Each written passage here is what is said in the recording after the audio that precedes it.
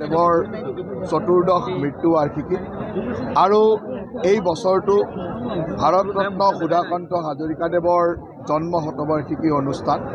জন্ম শতবাৰ্ষিকীৰ লগত সংগতি ৰাখি আজি মৃত্যু দিৱসটোতো আমি গোটেই অসমতে জিলা সদৰ আৰু কিছুমান সমষ্টিৰ সদৰত পালন কৰাৰ সিদ্ধান্ত লৈছিলোঁ। আজি নলবাৰী জিলা সদৰতো 6 সহস্ৰাধিক লোকে ইয়াত আহি একেলগে মানুহে মানুহৰ বাবে গীত পৰিৱেশন কৰিছে আৰু আমাৰ এইখন জিলাৰ পৰা ভূপেন হাজৰিকাদেৱৰ জন্ম শতবাৰ্ষিকীৰ সময়ত আমাৰ মাননীয় প্ৰধানমন্ত্ৰী ডাঙৰীয়াৰ অনুষ্ঠানত উপস্থিত থকা যিসকল শিল্পী আছিল তেখেতসকলে তাত পৰিৱেশন কৰা ভূপেন হাজৰিকাদেৱৰ কেইবাটাও যুগজয়ী গীতৰ সমাহাৰ ইয়াত প্ৰস্তুত কৰি সুন্দৰভাৱে পৰিৱেশন কৰিছে আৰু আমি সকলোৱে মিলি সুধাকণ্ঠৰ দিশেৰে বাটেৰে আমি আগবাঢ়ি যোৱাৰ সংকল্পৰে ৰাইজৰ হকে কাম কৰাৰ সংকল্পৰে সকলোৱে হাতত হাত ধৰি মানৱ শৃংখল কৰি আমি মানুহৰ বাবে গাইছোঁ আৰু এই অঞ্চলত যি ধৰণৰ ৰাইজৰ উৎসাহ দেখিছোঁ